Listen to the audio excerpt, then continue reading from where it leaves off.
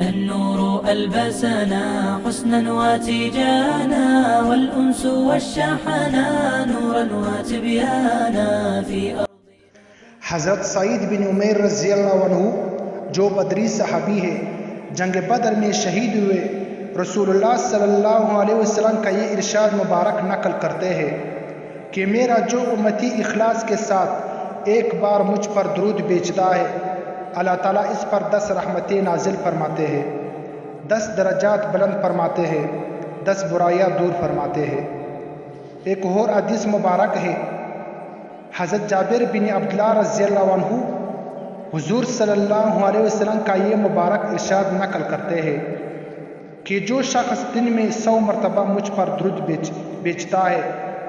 اللہ تعالیٰ اس کی 100 حاجتیں پوری فرماتے ہیں، 70 آخرت کی اور 30 دنیا کی۔ بس میرے عزیز بھائیوں، اللہ تعالیٰ